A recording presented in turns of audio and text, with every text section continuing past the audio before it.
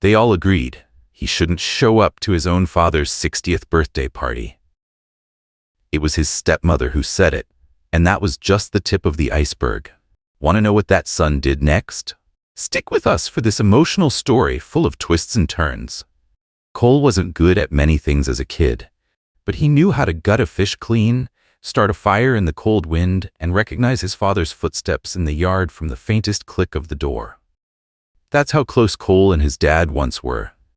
They didn't need many words to understand each other, especially on Sunday mornings when they quietly packed their fishing rods and tackle box, then drove off to escape the noise of the house. Beaver Lake was just over a 20-minute drive from home, but to Cole back then, it felt like a secret place tucked away from the world. He'd sit next to his dad, tiny hands gripping the fishing rod, listening as his father mumbled about the weather, when the fish might bite, and how patience was everything. During those moments, his dad would often place a hand on Cole's back and give 2 gentle pats. No praise, no words needed. That simple gesture told Cole he was doing just fine. Then his mom died. Cancer. Fast and cruel, so much so that Cole never had time to make sense of what was happening. He just remembered her lying in bed more than standing in the kitchen, her hair thinning until it disappeared completely, and her warm laugh slowly fading into silence. 10-year-old Cole didn't know how to cry like grown-ups do. He just knew no one was there to wake him up gently in the mornings anymore, and the little notes his mom used to tuck in his lunchbox were gone. 8 months after the funeral, Monica moved in. Dad called it a fresh start. Cole didn't call it anything. Monica had the kind of eyes that always seemed to be sizing someone up. From the very first day, she looked the part of someone kind. Small gifts, questions about school, but she never touched Cole. No hugs, no ruffling his hair, no sitting close during TV time. One time when he kept sneezing, Monica handed the tissue box to his dad, not to him. Little things like that, repeated over and over, quietly chipped away at any sense of belonging. She never called him son. It was always the boy, or worse, him. Phrases like, "Can you tell him to clean his room?" Or, "He doesn't like this dish, just make him a sandwich." No yelling, no warmth, just a polite wall of distance. Cole once thought maybe she just needed time, but weeks turned into months, months into years. The distance didn't shrink, it just changed color, became more subtle. Then Dylan was born. Monica beamed in the first ultrasound photo, the one she stuck right in the center of the fridge. It was the first time Cole saw someone else's name, not his, spelled out in bright red alphabet magnets. My little Dylan. Everything in the house started revolving around that unborn baby. Dad's home office turned into a nursery. The photo of Cole and his dad holding that huge fish came down, replaced by a shiny new frame that read, "Family is everything," with a picture of the 3 of them underneath. Cole wasn't in it. By the time Dylan turned 3, Cole started to realize he wasn't part of the family plan anymore. Dad's birthday, Dylan recited a poem Monica had helped him memorize. Cole wasn't even mentioned. Holidays. They took pictures in matching red outfits, the 3 of them. Cole stood outside the frame, holding a plate of bread. Summer. They went to Disneyland. Cole was told to stay home and watch the house. "Keep an eye on things for Mom, okay? She worries about strangers coming in." Strangers? In his own home? Cole didn't react. He learned how to stay quiet, how to clear the dinner table before anyone told him to, how to lock his bedroom door behind him like it was second nature. There were no fights, no screaming, no scenes of Monica slapping him. But every day, something small was taken away. A question that never came. A familiar seat replaced by a booster chair. The conflict wasn't loud. It seeped in like ice water through a wet shirt, cold, clinging, and invisible to anyone who hadn't lived it. At 18, Cole packed his backpack and left. No one told him to. Monica said just one thing as he left. "Good luck." Dad did walk him to the car, did pat his shoulder like he used to before fishing trips. But this time, it didn't feel like encouragement. It felt like a quiet apology. Not loud enough to cover the fact that Cole was leaving alone. Cole didn't talk much about leaving home at 18. There was no fight, no packed-up car, no one crying. Just a backpack, a few changes of clothes, and a bit of money he'd earned from training friends at his high school gym. But what stuck with him most, what he carried long after, was the feeling that he'd just ended a long-term rental in a place that used to be called home. He rented a damp little room behind a laundromat and made ends meet working at a small gym. At first, it was just wiping down machines and folding towels. Eventually, he started training a few regulars. Days were spent studying kinesiology at a nearby community college, nights picking up extra shifts. No one helped with tuition, no one asked if he had enough to eat. Monica never called. Dylan, about 10 by then, barely remembered having a brother in the house. A few months later, Cole came back for his first visit. Monica opened the door, looking surprised, like a delivery guy had shown up at the wrong address. She let him in, her voice polite, like greeting a regular guest. "Hi, Dylan's in his room, you can go on in." No hug. No "how have you been?" Just the sound of the TV already playing in the living room, filling the silence no one wanted to break. At dinner that night, Monica talked about how Dylan had been chosen as class leader. Every time Cole tried to share something, like, "I used to lead the sports group at school too," she'd cut in with something like, "Boys in this house sure do love sports." But her eyes stayed on Dylan, not Cole. Cole sat at the far end of the table. His salad had no dressing. His fork and spoon didn't match the rest. It felt like a stranger had been invited to dinner with a picture-perfect family. Except that stranger had spent his whole childhood in that house. Monica never called him son after Cole left home. During the holidays, she'd send group texts with his name in them, but almost never spoke to him directly. When Dylan messed up, broke a lamp, forgot his homework, talked back, Monica would ruffle his hair and say, "He'll understand when he's older." But when Cole suggested something, like maybe Dylan should clean up his own room, she'd smile and reply, "You always have to be teaching someone something." Then turn away. "You're too sensitive." That was Monica's favorite phrase whenever Cole pushed back on anything. If he said he didn't feel welcome, she'd sigh and say, "No one's kicking you out. You're just being sensitive." If he pointed out how Dylan spoke rudely to adults, she'd wave it off. "It's a tiny thing. Don't blow it out of proportion." Cole's later visits all followed the same pattern. Monica opened the door, polite as ever. Dylan gave a nod, like greeting a distant cousin he barely remembered. Dad always seemed rushed, wiping his hands on his sleeves, smiling but awkward. They'd sit down to eat. Monica would talk about Dylan, her friends, or someone new in the neighborhood. Whenever Cole tried to speak, he'd get cut off. "Oh, that was the same day as Jenny's mom's birthday. Remember her? The blonde neighbor?" And just like that, the conversation veered off, as if Cole's presence wasn't enough to hold a thread of dialogue. One year, Cole came home for Thanksgiving. He brought a pumpkin pie his girlfriend had baked. Monica left it in the box, set it aside, and said, "Thanks, but we're used to Aunt Karen's traditional pie." The table went quiet. Dad gave Cole a sympathetic glance. Dylan leaned over for the gravy without looking at him once. Next time, Monica didn't bother to be subtle. "If you drop in like this, it makes everyone uncomfortable," she said. "Your dad gets tired easily these days." But Cole knew. It wasn't that everyone felt uncomfortable. It was one person, and over time, his absence became part of what they called stability in the house. Still, his dad kept trying to hold on to that thread between them. He kept calling. Sometimes just to say, "Just change the water heater. It was acting up last time you were here. All good now." Or, "You remember that oak tree in the backyard? Monica says it's leaning, but I think it's fine." These random little updates were his way of saying, "You're still part of my life, even if it's just a small part." Cole didn't know how many dads text just to say they bought a new fishing line. But his old man did. He'd call during lunch breaks and say, "Remember that first fish we caught at Beaver Lake? Dylan couldn't believe it when I told him." Cole didn't say much on those calls, but he always listened. And even if he no longer called that place home, he never once declined the call when his dad's name showed up on the screen. Cole knew he wasn't the first person the family invited to anything anymore. But that didn't stop him from thinking of his dad's 60th birthday as something bigger than just a number. 60 doesn't sound old, but it's not young either. It made him worry. Worry about his dad's health, about trips they never took, things left unsaid, meals that might be the last without anyone realizing it. He started planning in mid-February. quietly, step by step, the way he'd done most things since he was 18. The first gift that came to mind wasn't anything fancy. It was something so personal, only the two of them would understand its worth: a vintage fishing kit. The exact kind his dad had once mentioned during a winter afternoon years ago. They were watching an old video about wooden rods, and his dad had turned to him and said, "I used to have one like that. Hard to find now." Just a passing comment.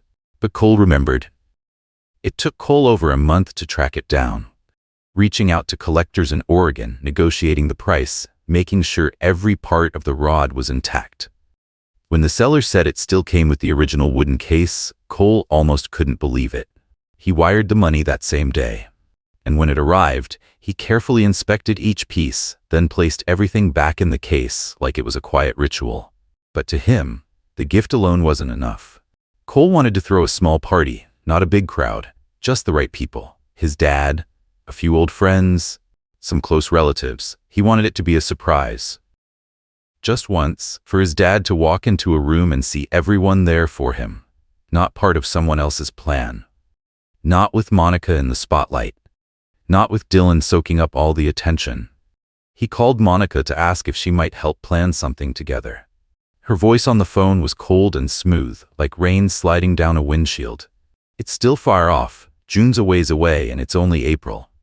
Cole said he just wanted to get a head start, reserve a place, work out the timing. Monica gave a short laugh. "Sure, take your time. We'll figure it out." The call ended with no yes, no no, but Cole could tell. She didn't want him to be the one leading anything. A week later, during a break between training sessions, his phone lit up. A message from Monica. "We've made plans. The party will be at home with family and old friends. Don't worry." Cole stared at the text for a long time. "We? Who did that include? Who counted as part of that?" He typed back simply, "Can I come?" It wasn't until that evening that Monica replied, "I don't think so. Everyone agrees. It's better if you're not there." Cole's heart skipped a beat. His eyes stayed fixed on the screen. It felt like getting rejected from a college. Not because your grades weren't good enough, but because the list was already made, and your name wasn't on it. He sent one last message. "Why?" Monica replied a few minutes later, "Because your dad will get stressed if you and Dylan are both there. It's just not good for his health."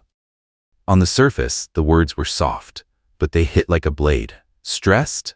Because his own son showed up? Because at a family party, people felt more at ease if he wasn't around? Cole didn't reply. He just sat there on the wooden bench behind the gym, gripping his phone so tightly his knuckles turned white. The sweat on his body had dried. His shirt clung cold to his back. But his whole body stayed tight, like it was ready to blow. It wasn't anger. It was shame. He thought about those old fishing trips with his dad. The way his father would place a hand on his shoulder, 2 gentle pats, no words, and that was enough to know he belonged. But now, Monica didn't need to scream, "You don't belong here." She just had to type 4 words, "You shouldn't come." That was all it took. No one called to say, "We're sorry." No one messaged, "I think this is wrong too." No one asked, "Are you okay?"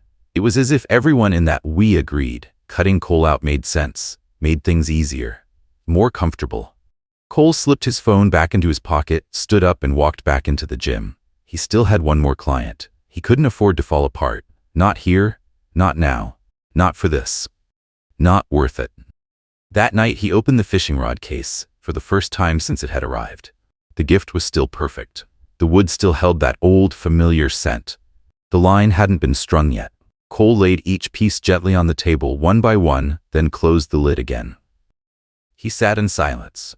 Not thinking, not planning, just knowing one thing. He'd been officially shut out of a birthday meant for the father he had never stopped loving. And no one seemed to think that was wrong. Cole didn't tell anyone about Monica's final message. He didn't text back. But all that next week, he still tried calling his dad. Once, then again. No one answered. The only reply came in a short message from Dylan. "Dad needs rest. Don't put more pressure on him." That phrase, "put more pressure," kept looping in his head. He hadn't yelled, hadn't blamed anyone. All he wanted was to be there on his father's birthday. And even that was somehow too much for them to handle. The next morning, still no word from his dad. No more of those short, familiar messages like, "Did you eat?" or don't let the cold get to you on your early shift. All that was left was silence, a silence that felt suspicious, like someone was keeping him away. Cole placed his phone face down on the table and stared at the photo on the shelf. An old one, from back when everything made sense. Father and son standing next to a fish as long as a grown man's leg. Both grinning wide. The sun slanted in from the side, their shadows stretched long across the water behind them.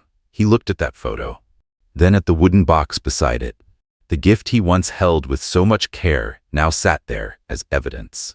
Proof of a truth no one had spoken aloud. He'd been cut out. No one said it directly, but every action confirmed it. Cole knew he had two options. One, stay quiet like he always had, keep playing the outsider, take the leftover scraps of concern if they came, and nod like it was normal. Or two, show up, see it for himself, and if it came to it, take the final blow, face first, no questions left. He chose the second. That day, Cole got up earlier than usual. The sun was out, the air was crisp, that kind of weather that feels both refreshing and oddly hollow. He wore a blue button-down, dark jeans, sneakers. Not formal, but not careless either.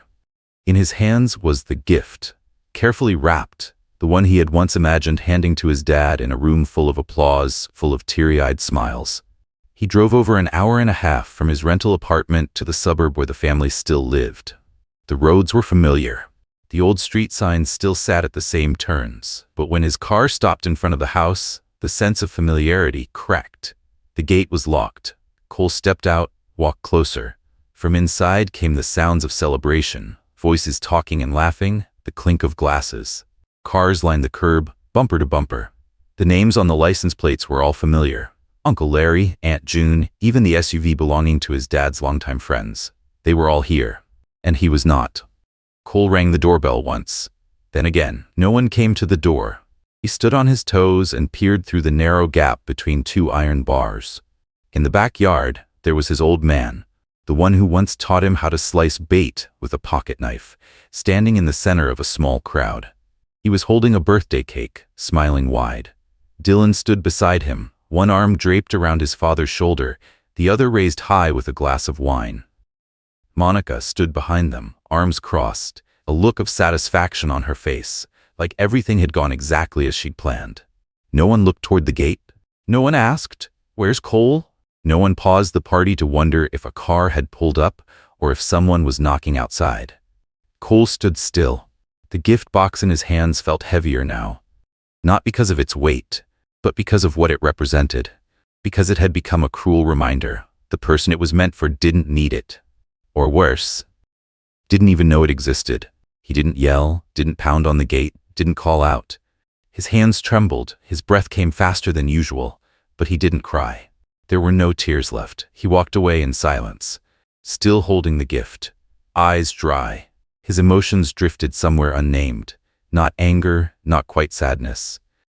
More like the quiet confirmation of something he'd been trying not to admit, that sometimes you can be cut out of a place you once belonged to, without anyone ever saying it out loud. The next morning, Cole woke up earlier than usual. He didn't eat breakfast, didn't check his phone, didn't go for a workout. He simply rewrapped the fishing rod box, carefully, with the same paper he'd chosen weeks ago, a small blue ribbon tied neatly across the top. No card, no note, no message. He took it to the nearest post office and shipped it straight to the old address, the house with the locked gate. The clerk asked, "Want to add a recipient name?" Cole shook his head. Not necessary. Once it was sent, he turned and walked out. Never looked back. A week passed. No calls, no messages. Every night, Cole came home and glanced at the phone lying still on the table, screen blank, smooth and silent. Then he'd flip it face down again.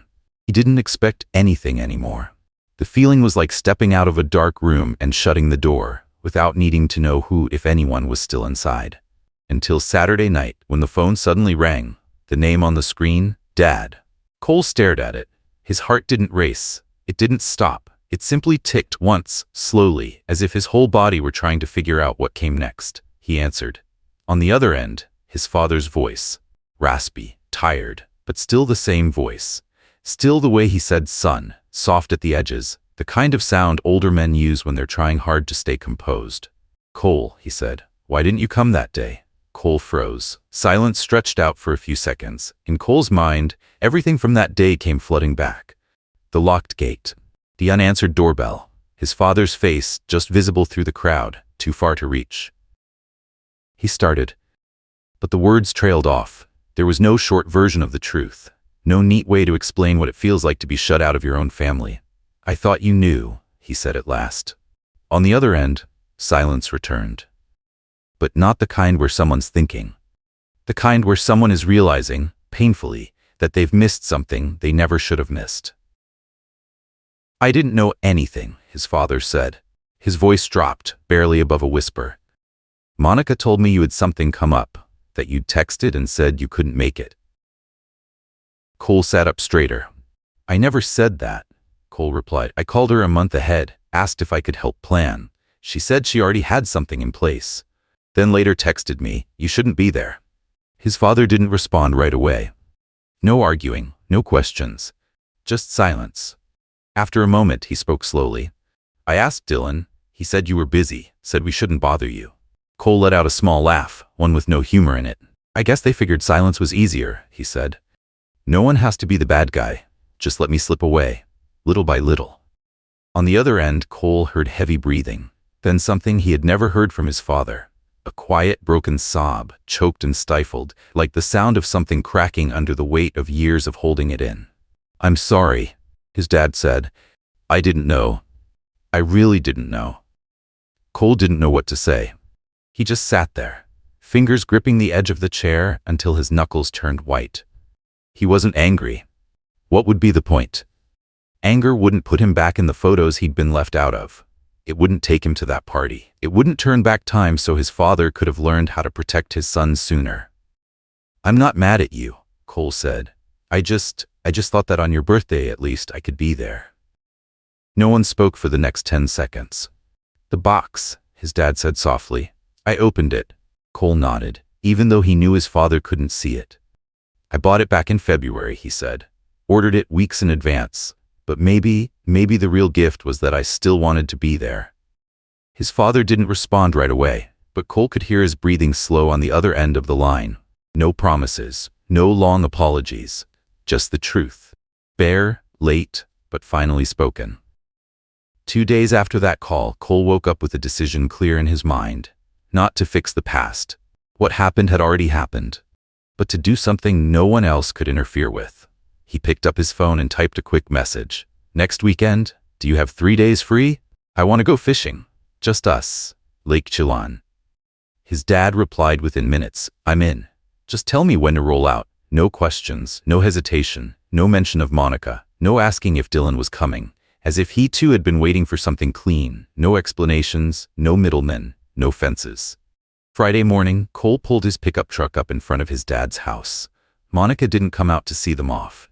Dylan wasn't there. His dad was already waiting in the yard, backpack in hand, baseball cap on, jacket zipped. As he climbed into the passenger seat, he looked over at Cole and said, soft, but without any doubt, "I used to think I understood everything about this family." Cole didn't answer, just gave a quiet nod, pressed the gas, and the truck rolled off down the old street. The drive to Chelan took over 3 hours, but neither of them felt it. Sometimes they talked. A few words about the truck, the weather, an old repair shop his dad used to visit. Sometimes they didn't. And the silence wasn't awkward. It wasn't heavy. It was the kind of silence between two people who've long since learned they don't need to fill every gap with noise. When they arrived, Lake Chelan stretched out beneath the early afternoon sun. Dark blue water reflecting a sky so clear it felt like nowhere else on earth could be that clean. Cole pitched the tent near the shoreline. His dad set up the camp stove. They didn't need to coordinate. They'd done this dozens of times before. That afternoon, they sat together on a shallow bank, fishing lines cast into still water. A light breeze blew. The fish weren't biting yet. His dad slowly chewed a slice of apple. Cole sat with his arms crossed, eyes on the calm surface. Then, without turning, Cole said, "I didn't tell you what happened that day because I didn't want you to think she was a bad person." His dad didn't react. He just kept his eyes on the lake. Cole kept going, his voice steady. "I just thought, if I didn't say anything, you'd never know what was happening behind your back." The wind bent a stray blade of grass near his foot. There were times, he said, when I'd walk into the house and feel like I was intruding. I'd sit at the table and not know which cupboard I was allowed to open. Anything I said got corrected. So eventually, I learned to stay quiet. When I was a kid, I thought silence would help me keep my place in that house. Turns out, silence doesn't keep anything. His dad still hadn't turned to look at him, but Cole noticed the way his father's hand gripped the fishing rod tighter. I let her control too much, he said quietly. I didn't want war in the house. After your mom died, I kept thinking, if I lost one more person, I wouldn't survive it. Cole said nothing. He didn't offer comfort. He didn't interrupt. So I gave in, his father said. Bit by bit, the seat at the table, the routines, even how I said your name. By the time I realized what had shifted, everything was already off course. And I kept thinking you were okay, because you didn't say anything. I wasn't okay, Cole replied, not with bitterness, just fact. But I still grew up, taught myself to cook, figured out how to pay for school, learned how not to feel humiliated sitting at the far end of the dinner table. His father set the fishing rod down, then turned to face him. For the first time in years, his eyes didn't look away. They didn't dodge. There was nothing pitying in them, only honesty, and something that looked a lot like the start of forgiving himself. I'm sorry, he said. Cole didn't nod, didn't say, it's okay. He just let out a quiet breath through his nose and looked back at the lake. The sun began to dip behind the hills. Their shadows stretched long across the grass. That night, they grilled fish over a fire pit built from stones. No one mentioned Monica. No one brought up Dylan, just the smell of smoke clinging to their clothes, the crackle of burning wood, and the way his father handed Cole the first piece of fish, just like he always used to. They ate in silence, no ceremony, no right or wrong. The trip didn't last more than 3 days, but it was enough. Enough for two men, once father and son, then almost strangers, to sit beside each other without a filter. No one between them, no one speaking for the other. Just Cole and his dad, like it used to be, like it should have always been. In the end, not everything needs to be fixed with explanations. Some wounds don't heal through reasons, but through action, even if it comes late, even if it's clumsy, as long as it's real. That trip didn't rewrite Cole's lost childhood. It didn't erase the years he spent on the sidelines of his own family. But it gave him a moment, just one, where he and his father sat together again. No need for speeches, no need to defend anything. Just two people, side by side, looking out over the water, and quietly remembering who they once were to each other. Sometimes, joy doesn't come from big things. It's a simple meal by a fire, a short drive back to a place filled with old memories, or just knowing that the person you love still wants to sit beside you, with no one standing in between. Maybe you've been like Cole, not pushed out, but slowly forgotten. No one said you didn't belong, but everything made you feel like you didn't. If that's you, remember this. Sometimes it only takes one small thing. A phone call, a walk, a shared memory to remind someone that you're still here and that you still need each other. Do you have a special memory with a family member from when you were little? Maybe the first time your dad taught you to ride a bike, a home-cooked meal from your mom after a big test, a warm hug when you were feeling low? Tell us in the comments below, because sometimes your story is exactly what someone else needs to feel a little less alone. And don't forget to hit subscribe so you won't miss more real-life stories, honest, painful, but always with a sliver of light. We'll be back soon. And next time, who knows?